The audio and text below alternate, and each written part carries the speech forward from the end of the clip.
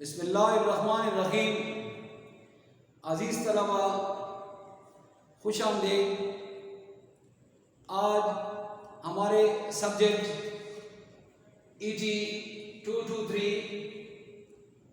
EMI electrical wiring instrument का practical number 5 है।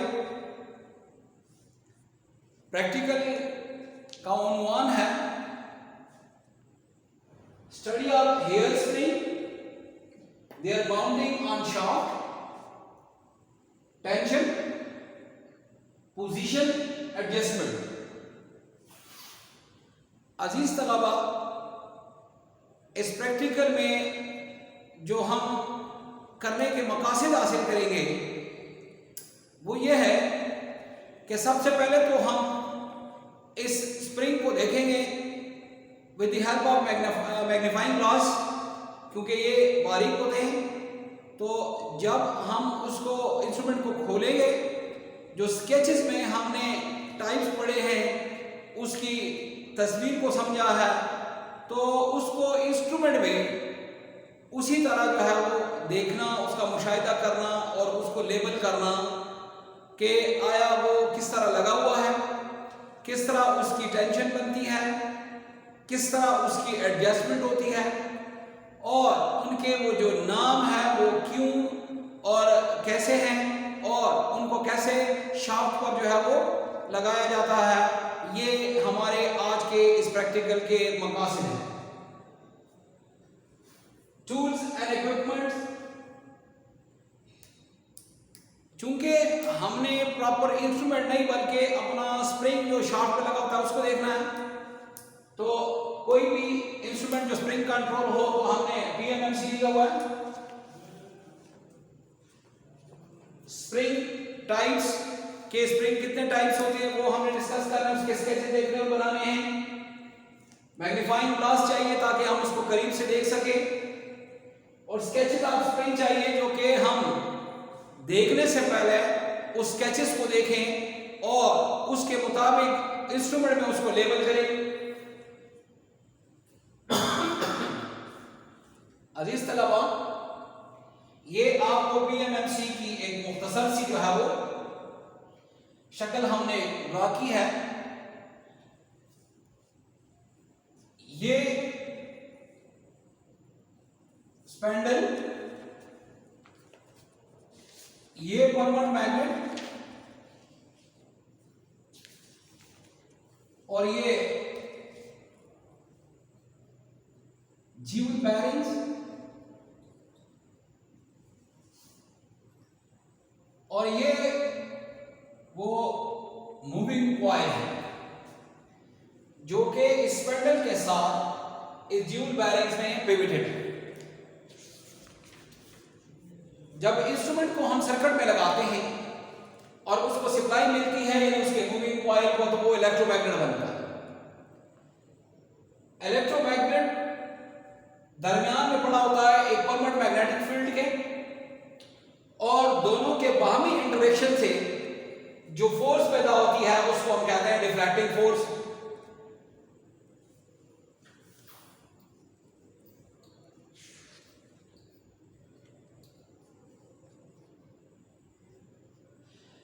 ये जो डिफ्रैक्टिंग फोर्स होती है, ये जब पैदा होती है तो इसकी वजह से ये जो पॉइंटर है ये मूव करता है, और उसकी हरकत जो है वो उस इलेक्ट्रिकल क्वांटिटी के मिकदार के रास मुतनासिब होती है।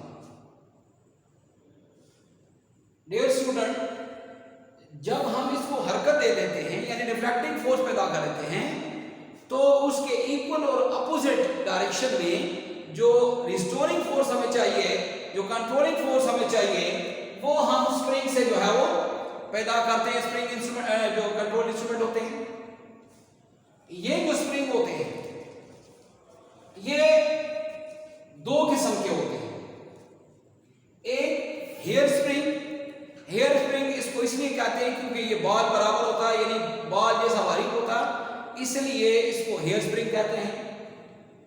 और दूसरा जो है वो हेलिक्स स्प्रिंग कहलाता है, जो कि गुच्छे की शक्ल में होता है, इसलिए उसको हेलिक्स कहते हैं। ये जो स्प्रिंग है इसको इस शाफ्ट पर इसकी तादाद जो है वो 1 भी हो सकता है और 2 भी हो सकती है। ये इस शाफ्ट के साथ इसका एक सिरा इसके साथ लगा होता है और यू कॉइल की शक्ल में ये बिल्कुल पॉइंटर के हॉरिजॉन्टली जो है वो लगा होता है। जब डिफ्लेक्शन टॉर्क पैदा होती है और ये पॉइंटर जो स्पेंडल है वो मूव करता है तो वो जो स्प्रिंग है ये स्पेंडल के घूमने से, क्योंकि उसका एक हिस्सा इसके साथ अटैच होता है, लिहाजा उसकी टेंशन की वजह से, उसके तनाव की वजह से जो स्प्रिंग में पैदा होता है उसके टाइट होने की वजह से एक कंट्रोलिंग फोर्स पैदा होती है। और ये जो स्प्रिंग पैदा करने वाला टेंशन है, जो तनाव पैदा करता है, वो कितना होगा? जितना हम डिफ्लेक्टिंग फोर्स पैदा करेंगे तो उतनी ही घूमेगी ये स्पेंडल और उतनी ही ट्विस्ट होगा ये स्प्रिंग और उतना ही वो पैदा करेगा कंट्रोलिंग और रिस्टोरिंग फोर्स जो कि पॉइंटर को वापस लाएगा। तो डियर स्टूडेंट, ये जो स्प्रिंग है, ये हेयर स्प्रिंग इस इंस्ट्रूमेंट में लगा होता है जो कि इस शाफ्ट पर जो है वो माउंटेड होगा।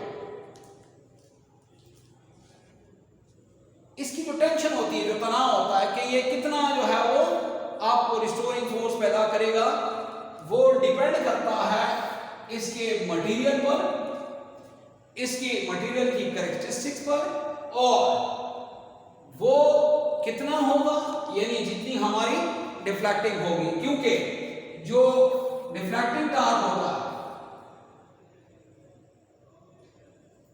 वो बराबर होता है कंट्रोलिंग टॉर्क के, तब जाके ये जो पॉइंटर है वो अपनी फाइनल पोजीशन पर जो है वो आके रुकेगा, साकिन होगा और हमें रीडिंग लेने में आसानी होगी।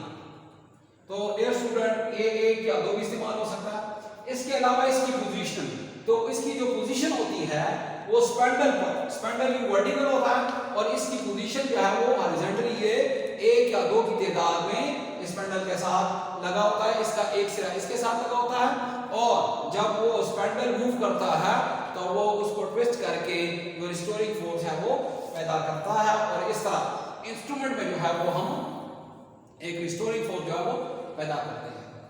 एडजस्टमेंट, तो इसकी जो एडजस्टमेंट होती है,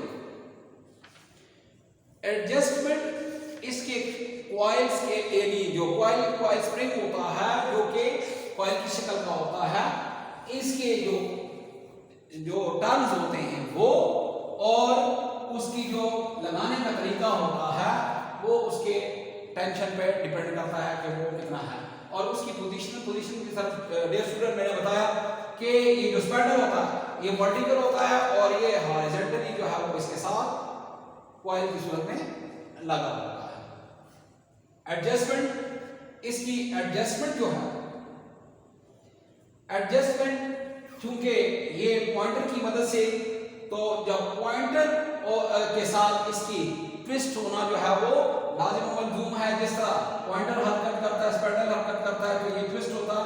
लिहाजा इसकी जो एडजस्टमेंट है कि ये 0 पर हो, इसमें एक इंस्ट्रूमेंट के सामने जो है वो एक स्क्रू लगा होता है और एक स्क्रू को जो है वो एक पेचकस की मदद से, स्क्रू ड्राइवर की मदद से हम एडजस्ट करते हैं। उसमें एक कंट्रोलिंग नाब होती है जिसकी वजह से ये जो वेट होते हैं ग्रेविटी कंट्रोल के, इसके साथ इसको हम हरकत देते हैं लेफ्ट और राइट, जिसकी वजह से इसकी टेंशन जो है वो एडजस्ट हो जाती है और पॉइंटर हमारा 0 पर आ जाता है। डियर स्टूडेंट, उम्मीद है कि आपको हमारे इस प्रैक्टिकल का जो मकसद है वो समझ में आ गया होगा। इसमें हमने स्टडी किया स्प्रिंग टेंशन, उसकी पोजीशनिंग और एडजस्टमेंट और उनकी टाइप्स। अजीज तलबा, इसके बारे में कोई किसी किस्म का भी सवाल हो तो इनबॉक्स में भेज दीजिएगा, आपको तसल्ली बख्श जवाब मिलेगा। वस्सलाम।